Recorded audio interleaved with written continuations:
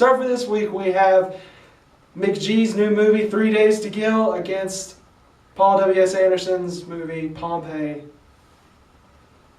If you saw our Pompeii review, you know that Pompeii actually was not a bad movie. 3 Days to Kill, on the other hand, it's another McGee movie, and it just kind of further shows that he does not need to be making movies on his own. He should stick to music videos. I've never even seen a music video made by him, but I'm sure they're better than the movies he's making.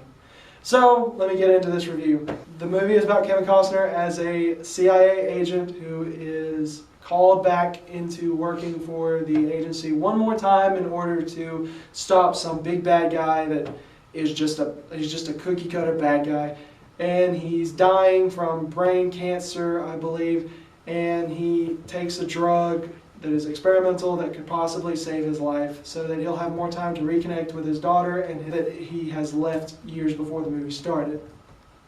And what results from this premise is a jumbled mess of a movie that has a couple bright points, but the bright points never lead to anything more than, oh, that was a decent scene, oh, that was okay. The first thing I kind of enjoyed about this movie is Kevin Costner himself. Now, I'm going to say that the script never allows him to really shine, to really do anything special, but I really liked Kevin Costner in the movie. I thought he did a good job. He's a very good actor, he knows what he's doing, but the script just doesn't use him to the full of his abilities. Like I said before, there are a few bright points in the movie. There were a couple scenes that I actually kind of liked, namely one of the scenes where he's interrogating someone. I thought that was kind of cool. It was kind of funny. It wasn't necessarily a new thing that I'd never seen before, but I thought it was kind of a point where maybe the movie would get better, but it doesn't. It's just a mess. Nothing really works like it's meant to.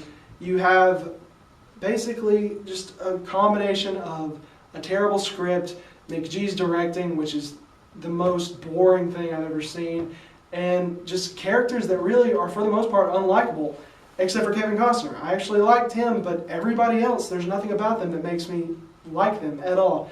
And him and his daughter are the main characters of the movie, and I couldn't stand her. She switches how she's acting between scenes. Some scenes she's all pent up and angry with him, but then some scenes she's just okay with him and she just puts up with him. Then some scenes she's all happy about him.